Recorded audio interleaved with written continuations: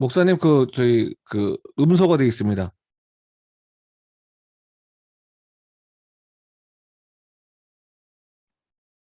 네, 사무엘상 강의 두 번째 날 다섯 번째 강의 시작하도록 하겠습니다.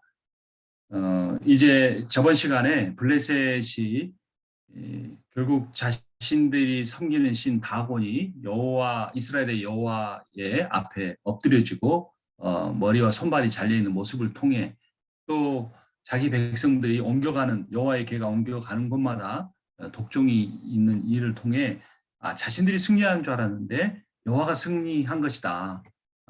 그래서 그들이 이제 회개하는 거죠. 회개가 돌이키는 거니까 진정한 회개를 하는 겁니다. 그렇지만 이제 마지막으로 한 번만 더 확인해 보자라고 하나의 또 방안을 마련하는데요. 그걸 읽어보겠습니다.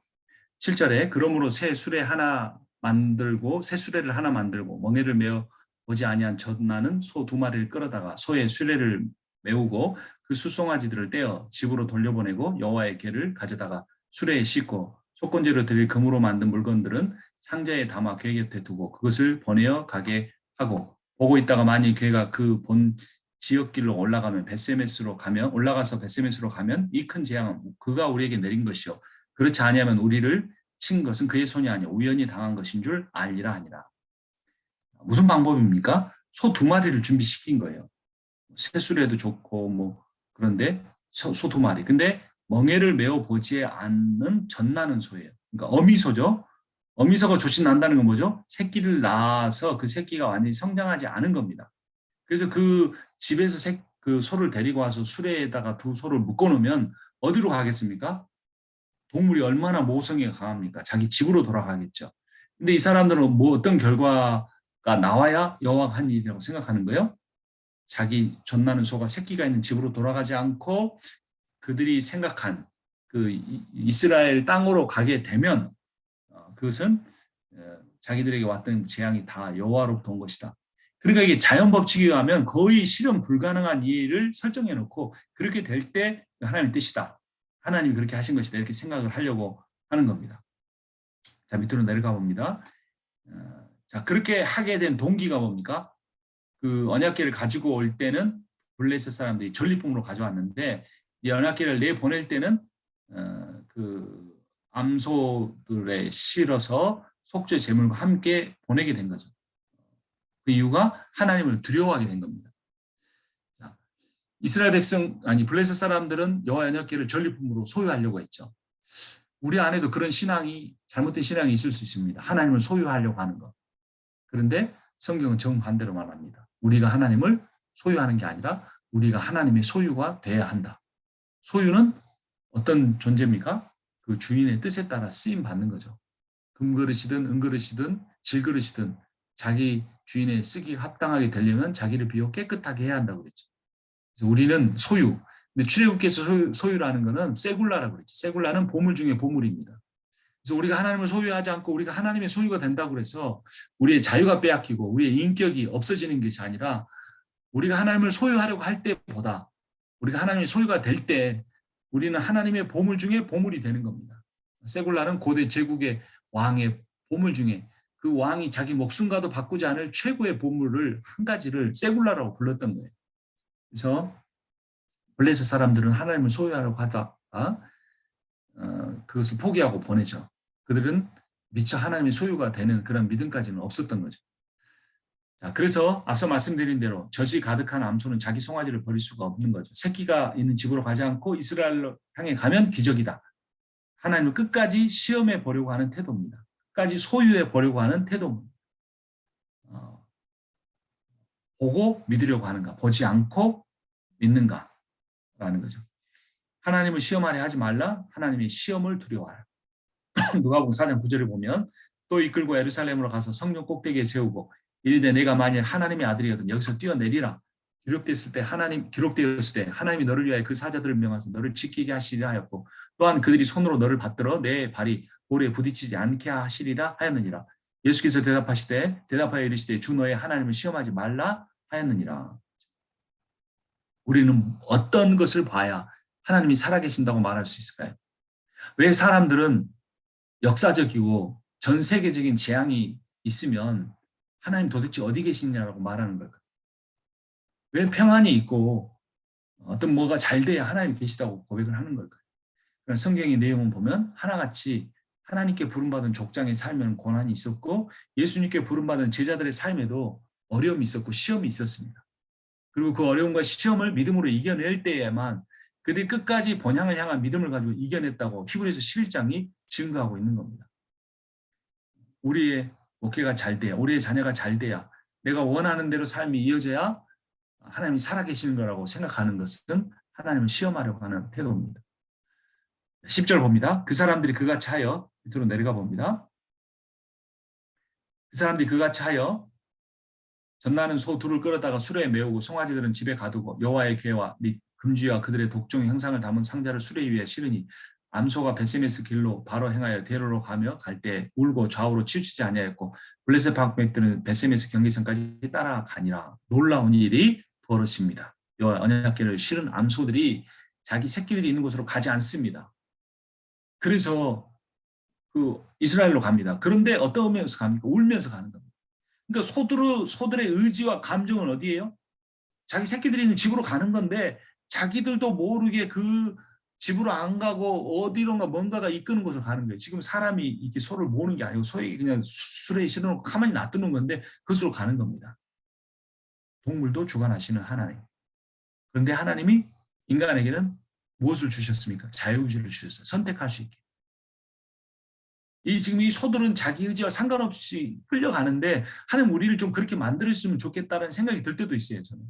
왜냐하면 하나님이 나에게 선택 어떤 여지를 주셨을 때마다 저는 제 욕심을 따라 행하고 제 감정을 따라 행하고 그게 아니라는 걸 모르면서 그러는 거면 괜찮은데 그렇게 하면 안 된다는 걸 알면서도 그렇게 하는 거예요. 그래서 자유의지보다 저를 고통스럽게 하는 건 없는 것 같아요. 하지만 결국 하나님은 이기실 겁니다. 제가 제 자유의지를 빼앗겨서가 아니라 제가 가진 자유의지를 가지고 의지를 가지고 하나님만이 사랑이시고 하나님만이 온전하시고 하나님만이 신실하시기 때문에 그 하나님을 택할 날이 올 겁니다. 그리고 그렇게 되는 과정에 수많은 고난이 있을 것이고 수많은 고민이 있을 것입니다. 자, 이 소들은 좌로나 우로나 치우치지 않았어요. 성경 기자가 왜 그걸 강조해서 기록했을까요? 이스라엘이나 블레셋 사람들이 보여주었어야 할 행동이라는 거죠. 사람이 좌로 치우치고 우로 치우쳐 발생한 재앙을 짐승이 좌로도 우로도 치우치지 않아서 해결했어요. 신명기 28장 14절 내가 오늘 너희에게 명령하는 그 말씀을 떠나 좌로나 우로나 치우치지 아니하고 다른 신을 따라 섬기지 아니하면 이와 같으리라. 내가 만일 내 하나님 여호와의 말씀을 순종하지 아니하여 내가 오늘 내게 명령하는 그 모든 명령과 규례를 지켜 행하지 아니하면 이 모든 저주가 내게 임하여 내게 이를 것이니라. 좌로 치우쳐서 우상을 섬기고 우로 치우쳐서 아스타로를 섬겼던 그들이 짐승이 좌로 우로 치우치지 않아서 그들이 여호와로부터 받아야 할 저주와 심판을 면하게 된 이 정말 우스꽝스러운 모습을 강조해 주고 있습니다. 그래서 암소가 울었을까요? 저 인간들 때문에 내가 이렇다고. 그렇진 않았겠죠. 자, 근데 사람들은 뭐 합니까? 수동적이 됩니다. 여기서 주체는 암소들이고 사람들이 지켜보기만 합니다. 내려가 봅니다. 그래서 그 사람들을 뭐라고 말할 수 있을까요? 때로는 뭐뭐 맛도 못한 것이 사람이다. 13절 베세메스 사람들이 골짜기에서 밀을 베다가 눈을 들어 궤를 보고 그 본 곳을 기뻐합니다. 궤를 보고라는 표현과 그 본 곳을 보다라는 말이 두 번 반복돼요. 이게 결국 문제를 일으킬 것을 강조합니다. 지금은 기뻐해요. 근데 이 기쁨이 어떤 기쁨이냐는 거예요. 자, 밀을 베다가 봤어요. 가을 추수 때입니다. 7개월 전에 가져왔잖아요. 그러니까 그때는 언제겠어요? 그럼 봄이잖아요.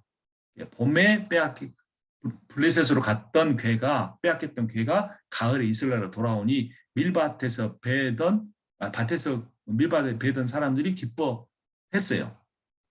이스라엘은 패배했지만 하나님은 이스라엘의 패배를 승리로 바꿔 돌아오셨어요. 신앙의 성공은 승리가 아니라 패배다. 승리주의를 주의하라. 구원은 자기 부인을 통해서 얻는다. 갈라디아서 2장 20절 내가 그리스도와 함께 십자가에 못 박혔나니 그런즉 이제는 내가 사는 것이 아니 오직 내 안에 그리스도께서 사시는 것이다. 이제 내가 육체 가운데 사는 것은 나를 사랑하사 나를 위하여 자기 자신을 버리신 하나님의 아들을 믿는 믿음 안에서 사는 것이라. 마태복음 16장 24절 이에 예수께서 제자들에게 이르시되 누구든지 나를 따라오려거든 자기를 부인하고 자기 십자가를 지고 나를 따를 것이니라. 갈라디아서 2장 20절, 마태복음 16장 24절에 동시에 강조하는 거, 동일하게 강조하는 거 십자가입니다. 죽고 다시 살아나는 거.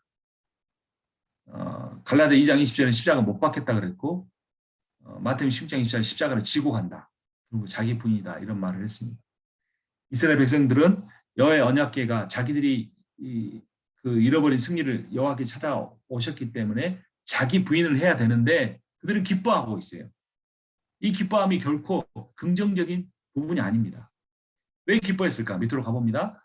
보다라는 단어는 왜 2번이나 강조해서 사용되었을까? 그들도 언약궤로 말미암아 블레셋에 큰 재앙이 임했다는 소식을 들었을 겁니다. 그런데 그들의 기쁨은 여호와를 경외함으로 인한 기쁨이 아니었어요. 호기심의 기쁨이었어요. 여호와를 여전히 홈리와 비느하스처럼 목적이 아닌 수단으로 여기는. 야, 이거 정말 영물이네. 야, 이거 성물이네. 좀 좋게 이야기하면. 그래서 잃어버린 성벽을 찾아 영화 있잖아요. 모 사도가 죽은 그 시신을 담았던 관의 한 조각, 나무 조각이라고. 그게 중세 때 치유를 일으켰다 그래. 그거 막 몇백만 불에 몇만 불에 팔린다고 하죠. 그래서 그런 호기심의 기쁨, 여호와를 여전히 수단으로, 치유의 수단, 축부의 수단, 기복의 수단으로 여기는 사람들에게는 그 기쁨이 비극으로 바뀌어집니다. 19절에 나오는데요. 14절부터 읽어봅니다. 수레가 벳세메스 사람 여호수아 밭 큰 돌이 있는 곳에 이르러 선지자 무리가 수레에 나무를 패고 그 암소들을 번제물로 여호와께 드리고 레위인은 여호와의 궤와 그 궤와 함께 있는 금 보물 담긴 상자를 내려다가 큰 돌 위에 두매 그날에 벳세메스 사람들이 여호와께 번제와 다른 제사를 드리니라. 블레셋 5 방백이 이것을 보고 그날에 에그론으로 돌아갔더라. 블레셋 사람이 여호와께 속건제물로 드린 금독종이은 이러하니 아소스를 위하여 하나요, 가사를 위하여 하나요, 아스글론을 위하여 하나요, 가드를 위하여 하나요, 에글론을 위하여 하나이며 드린 바 금지들은 견고한 성읍에서부터 시골의 마을에까지 그리고 사람들이 여호와의 궤를 놓은 큰 돌에 이르기까지 5 방백들에게 속한 블레셋 사람들의 모든 성읍들의 수대로였더라. 그 돌은 베세메스 사람 여호수아의 밭에 오늘까지 있었더라. 이 단락이 여호수아의 밭으로 시작해 여호수아의 밭으로 끝납니다. 앞에서 출 블레셋이라고 그랬죠. 여호와 혼자 들어갔지만 대적을 물리쳤다는 점에서 출애굽과 같은 출 블레셋이에요. 그런데 출애굽한 뒤에 이스라엘 백성이 가나안 땅에 들어가게 했던 사람이 누구예요? 여호수아예요. 그래서 여호수아라는 이름을 앞과 뒤에 강조함으로써 이게 블레셋에서 그냥 나온 게 아니라 출 블레셋이다. 이걸 강조하는 겁니다. 자, 그리고 그들이 제사를 드리죠. 암소를 잡습니다. 새 수레를 쪼개서 그거로 불을 만들어서 암소를 태워서 하나님 제사를 드립니다. 그 제사를 주관하는 사람이 15절은 레위인입니다. 그러니까 벳세메스 땅이잖아요. 여호수아서 21장 10절 16절 보면 레위인이 정착한 성읍들 중에 하나였어요. 그래서 그들이 차출되어 나와가지고 이제 제사를 집전했던 거죠. 블레셋에 일어난 사건 때문에도 그렇고 모세의 율법의 규례를 보아도 그렇고 여호와의 궤는 함부로 다뤄서는 안 되기 때문에 레위인들이 착출돼서 그 일을 감당한 거죠. 그런데 그렇게까지 했는데 많은 사람들은 두려워하지 않았습니다. 19절에 벳세메스 사람들이 여호와의 궤를 들여다본 까닭에 그들을 치사 5만 70명을 죽이신지라. 여호와께서 백성을 쳐서 크게 살육하셨으므로 백성이 슬피 울었더라. 벳세메스 사람들이 이르되 이 거룩하신 하나님 여호와 앞에 누가 능히 서리요 그를 우리에게서 누구에게로 올라가시게 할까 하고 전령들을 기앗 여아림 주민에게 보내어 이르되 블레셋 사람들이 여호와의 궤를 도로 가져왔으니 너희는 내려와서 그것을 너희에게로 옮겨가라. 19절 5만 70명이 어떤 사본에 보면 70명으로 나와 있을 수도 있습니다. 5만 명으로 보기에는 그 성의 인구보다 더 많아요. 70명으로 보는 게 나을 것 같아요.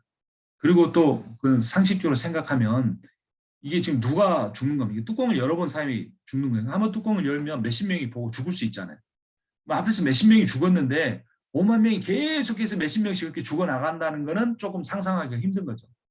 그냥 문자적으로 어떤 사본에 따라 5만 70명으로 봐도 상관없지만 70명으로 보는 게 좀 나을 수 있습니다. 자, 그리고 이 숫자가 중요한 게 아니고 왜 죽었느냐가 중요한 거죠. 들여다본 까닭에 죽이신지라 이렇게 나왔어요. 근데 들여다보다가 라아브라고 하는 히브리어인데 호기심에 의해서 구경하듯 보다 이런 말이에요. 경건한 마음으로 보는 게 아니라 호기심에 의해 구경하듯 보다. 뚜껑을 열어서 죽었다고 한다기보다는 연 것 자체도 불경한 일이지만 뚜껑을 해서 이게 도대체 뭐지? 이게 뭐가 있어서 다곤 신이 거기 앞에 절을 했지 어떻게 다곤 신이 목이 잘리고 손발이 잘려 죽었지라고 하는 거예요. 왜 신기해하냐면 블레셋에 의해서 수십 년 동안 그들은 침략당하고 일제치하에 있었던 것 같았기 때문에 그들을 한순간에 쓸어버리고 승리하고 돌아온 이 여호와 언약궤를 여전히 수단으로 보고 있는 겁니다. 전쟁 사령관이 아닌 전쟁 무기로 보고 있는 겁니다. 밑으로 내려가 봅니다.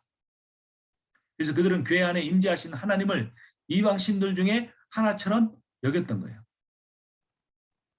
하나님의 거룩하심은 믿지 않은 이방인들에게서보다 믿는 하나님의 백성에게서 더 지켜져야 했는데 오히려 정반대로 그 이방인들은 온갖 정성을 다하여 속죄 제물까지 다해서 보냈는데 믿는 하나님의 백성은 그것을 구경거리로 여겼다는 겁니다. 여러분요, 예수님을 안 믿는 사람이요 나이 들어서 교회 오면요 굉장히 조심스럽습니다. 오늘 옷을 뭘 입고 가지? 기도 때는 어떻게 해야 되지? 막 이렇게 굉장히 그 예수님을 안 믿다가 나중에 믿는 사람들이 그 하나님이라는 존재에 대해서요 오랫동안 고민했기 때문에 그 나이에 믿기로 결정했을 때 굉장히 조심스러워요.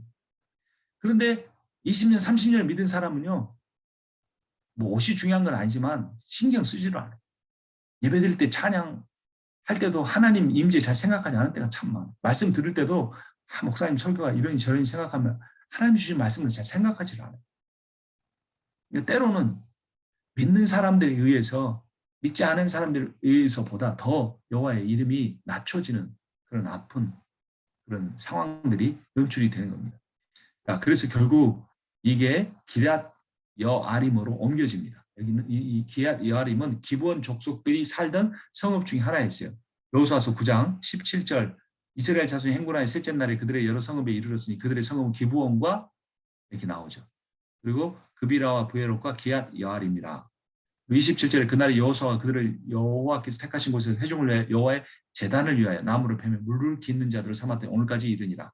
그래도 이 사람들 속여서 한 거지만 약속했기 때문에 지키기 위해서 그들을 살려줬는데 아주 경건한 일에 육체적인 노동이었지만 경건한 일에 사용이 됐고 이 사람들은 여호와의 언약궤를 잘 모십니다. 7장 1, 2절 기한 여러 사람들이 와서 여호와의 궤를 옮겨 산에 있는 아미나답의 집에 들여놓고 그의 아들 엘리야사를 거룩하게 구별하여 여호와의 궤를 지키게 하였더니 궤가 기한 여름에 들어간 날부터 20년 동안 오래 있은지라 이스라엘 온 족속이 여호와를 사모하니라. 1절까지는 이해가 되는데 참 좋아 보이는데 2절 가서 조금 하고 입이 벌어집니다. 몇 년이요? 20년. 블레셋에서는 7개월이었어요. 그런데 기한 여름에서 20년이나 있어요. 그 블레셋에서는 많은 사람이 독종으로 죽어갔지만 그렇게 많지는 않았는데 그 베세메스에서는 엄청난 사람들이 죽었습니다. 20년은 너무나 오랜 시간입니다. 그 시간 동안 하나님도 침묵하시고 사람들도 다 침묵합니다. 너무나 고통스러운 순간이었어요. 믿음의 가장 중요한 요소 중에 하나는 기다림입니다. 기다림은 그냥 버티는 것이 아니고 모든 마음을 하나님께 집중하는 시간입니다. 목사님 중에도 뭔가 오랫동안 기도하면서 기다리신 분이 계실 거예요. 특히 교회적인 상황을 두고 오랫동안 기도한 분이 계실 겁니다. 그 시간이 2년이 될지 20년이 될지 중요한 게 아닙니다. 우리가 결정할 수 있는 일이 아니기 때문에 그렇습니다. 이게 몇 년이 될까를 생각하는 것보다 더 중요한 것은 내가 이스라엘 백성의 어리석은 신앙의 태도를 버리고 사무엘의 그런 바른 신앙의 태도를 갖는 것입니다. 자, 그리고 20년 끝날 때쯤 온 족속이 여호와를 사모했다는 이 사모하다는 말은 히브리어로 나한데 애통이 하다입니다. 애통이 하다.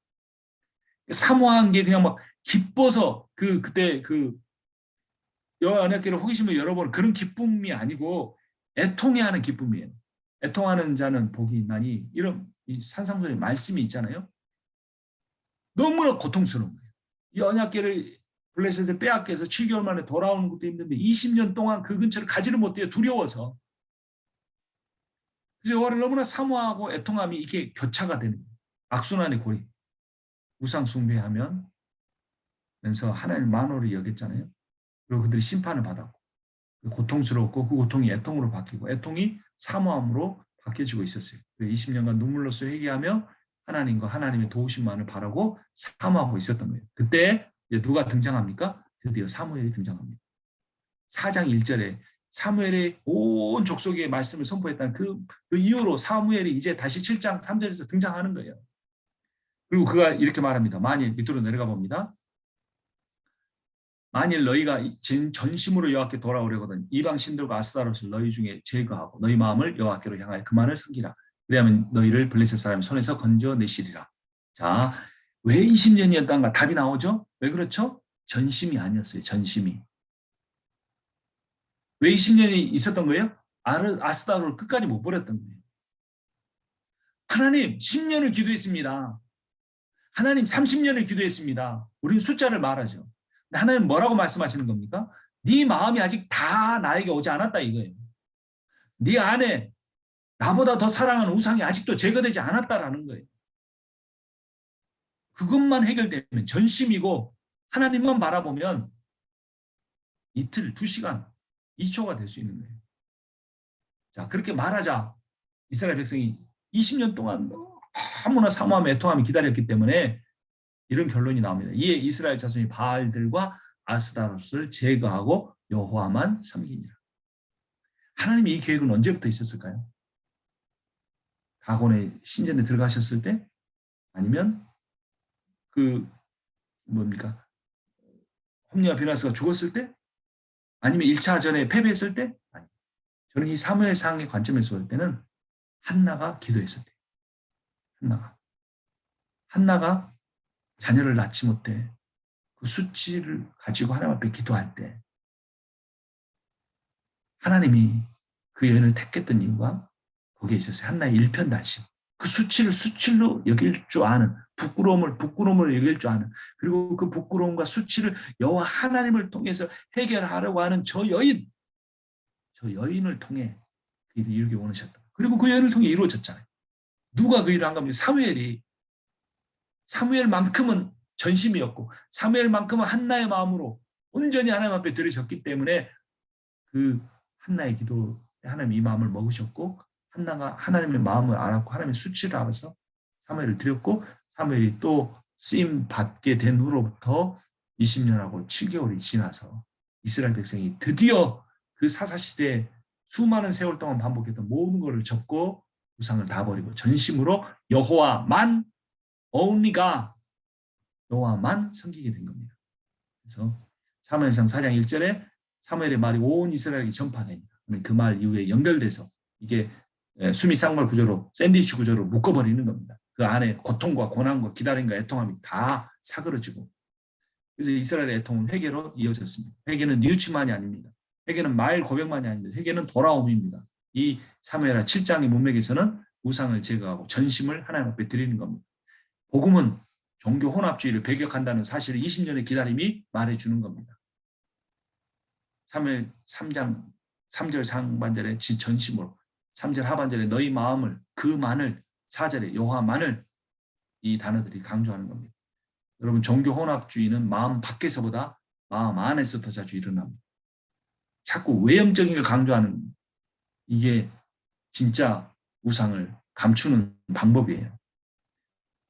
바알과 아스타롯은 오늘날의 부유함, 경제, 가정, 국제성, 세련됨을 의미할 수 있습니다. 그 당시에 바알 신 하나 갖고 있는, 바알 신이라는 건 뭐냐면 조그만 그 상이잖아요. 그거 하나 갖고 있지 않는 사람은 참 촌스러운 사람이었어요. 촌스러운 사람. 그래서 이스라엘 백성들도 다 하나씩 갖고 있었던 거예요. 여호와도 믿되 이것도 하나 믿을 줄 아는 사람, 영어도 할 줄 아는 사람, 이런 식이에요.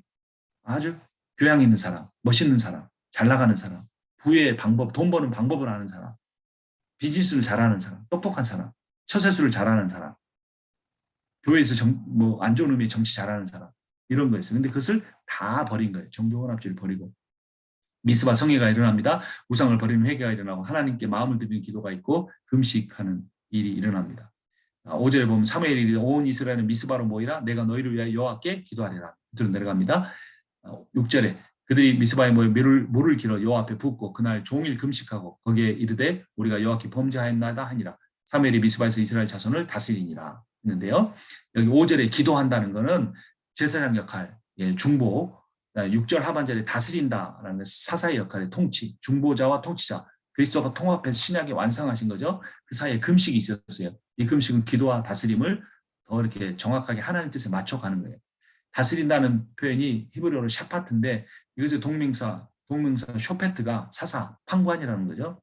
그래서 그는 임시적인 하나님의 대리 통치자, 위기 때 나타난 하나님의 뜻을 드러내주고 이방인의 손에서 이스라엘 구원하는 신령 통치의 실현자였죠. 그래서 이 기도와 금식과 다스림의 전인적 회개를 의미합니다. 감정적, 의지적, 육체적인 모든 영역에서 통정적이고 인격적으로 그 회개가 일어난 겁니다. 자, 그때 또 문제가 발생합니다. 이스라엘이 모였단 말을 듣고 블레셋 사람이 쳐들어옵니다. 그때 그들이 두려워했지만 그들이 사무엘에게 부르짖어 달라 말하니까 사무엘이 9절을 보니까 부르짖어 줍니다. 밑으로 내려가 봅니다. 미스바에 쳐들어온 이유가 뭐였을까요?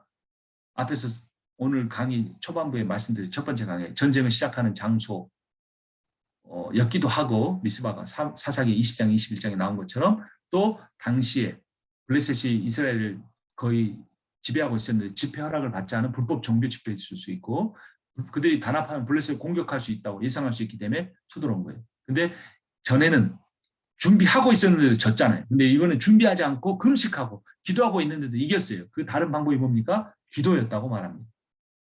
본질적인 지도자가 바뀌었어요. 하나님께 기도하는 지도자가 있어요. 기도는 위기를 위험한 기도로 바꿔줍니다. 단 내 주장을 관철시키는 일방적 기도가 아니고 하나님의 뜻을 물으려는 겸손한 기도가 돼야 하는 겁니다. 젖먹는 어린 양을 바칩니다. 젖을 떼자마자 하나님께 바쳐졌던 사무엘이 젖을 떼지 못한 어린 양을 하나님께 바칩니다. 이 사무엘상 처음으로 돌아가는 거예요. 그래서 한나가 기도했던 만군의 여호와께 사무엘이 기도합니다. 한나가 아들을 낳고 어떤 기도했습니까? 사무엘상 2장 10절에 여호와를 대적하는 자는 산산이 깨어질 것이라 하늘에서 우레로 그들을 치시리로다. 여호와께서 땅끝까지 심판을 내리시고 자기 왕에 힘을 주시며 자기의 기름 부음을 받은 자의 뿔을 높이시리로다 하니라 했던 그 기도, 그 찬양, 시를 사무엘이 아마 거의 암송하다시피 하지 않았을까요? 기도했을 겁니다. 하나님 의존하는 사람이란 민족은 승리합니다. 시편 24편 문들아 너희 머리를 들지어다 영원한 문들아 들릴지어다 영광의 왕이 들어가시리로다. 영광의 왕이 누구시냐? 만군의 여호와께서 곧 영광의 왕이시로다. 셀라. 그리고 승리합니다. 그리고 승리한 곳에 에베네셀이라 돌을 세우고 명합니다. 이 에베네셀은 에벡에서 블레셋 군다고 싸우기 위해서 했던 에베네셀이 아니에요. 다른 지명입니다. 4장 1절과 다른 지명이지만 동명이지 땅인 에베네셀의 전승비를 세웠다는 이야기는 1차 전쟁의 패배지를 연상시킴으로써 2차 전쟁의 승리가 하나님이 주신 거라는 사실을 강조하는 겁니다. 승리의 비결은 전쟁 치를 준비도 되어 있지 않았고 여호와의 궤를 가져오지도 않았고 근데 뭐였습니까? 단지 기도하는 중이었고 그들이 쳐들어온다는 말을 듣고도 계속 기도했던 겁니다. 그러자 13절이 강조하는 바 이에 블레셋 사람들이 굴복하여 다시는 이스라엘 지역 안에 들어오지 못하였으며 여호와의 손이 사무엘에 사는 날 동안에 블레셋 사람을 막으시네. 이건 약간 과장법이에요. 왜냐하면 사무엘이 사는 동안 블레셋 사람 괴롭히는 일도 또 있었어요. 하지만 이제는 더 이상 여호와의 언약궤를 빼앗기거나 불욕적인 패배는 당하지 않는다 이 말이에요. 승기를 잡았다는 거죠. 사탄의 세력이 다 십자가 사건을 패배했지만 아직 그 잔당이 남아있는 거고 똑같은 상황에 불과하는 겁니다. 자, 밑으로 내려가 봅니다. 자, 그리고 14절에서 평화가 찾아온다고 말하죠. 그리고 15절에서 사무엘이 사는 날 동안에 이스라엘을 다스렸으되 그리고 16절에도 미스바로 순회하여 다스렸다. 17절에도 라마로 돌아왔으나 자기 집에서 이스라엘 다스렸다. 다스렸다는 말이 3번이나 강조됩니다. 15절의 다스림은 통치예요. 사사 통치. 16절은 순회 사역입니다. 베델 길갈 미스바로 순회하면 말씀을 선포하는 사역이고 17절은 제사장으로서의 다스림이에요. 마지막에 제단을 쌓았더라 있잖아요. 그래서 사무엘이 종결자예요. 통치하는 사사, 말씀을 선포하는 선지자, 그리고 하나님께 제사를 이스라엘 백성이 드릴 수 있도록 도와주는 중보 제사장. 그래서 마지막 사사이며 가장 온전한 선지자의 제사장은 오실 메시아인 예수 그리스도를 상징하는 모습으로 드러나는 것입니다. 오늘 여기까지 하도록 하겠습니다. 기도하겠습니다. 살아계신 하나님 아버지 은혜를 감사합니다. 기도하는 지도자가 되기를 원합니다. 제가 세우거나 우리의 공동체가 세운 기도를 위해서도 제목을 위해서도 기도하지만 모든 마음을 비우고 하나님의 뜻이 어디에 있는지 바로 가고 있는지 묻기 위한 기도를 드리기 원합니다. 금식하며 기도하기 원합니다. 하나님 아버지 우리에게 맡겨진 양들을 잘 목양하고 사사처럼 잘 다스리길 원합니다. 선지자처럼 말씀을 잘 증거하기 원합니다. 중보자처럼 그들을 하나님 앞으로 인도해 가는 목자가 되게 하여 주시옵소서. 이 강의를 듣는 모든 분들에게 이런 하나님의 은혜와 주권이 이루어지기를 원하오며 우리 주 예수 그리스도의 이름으로 기도합니다. 아멘. 아멘. 수고하셨습니다. 우리 네, 박수 한번 쳐요. 감사합니다. 수고하셨습니다. 네, 오늘 너무 좋은 강의 감사드리고요. 네. 여러분들 목사님께 질문 있으면 그 카톡방에다가 질문하시면 또 우리 목사님께서 또 시간 되실 때 여러분들에게 또 좋은 답변 해주실 것입니다. 지금 저 질문 혹시 질문 있어요? 지금?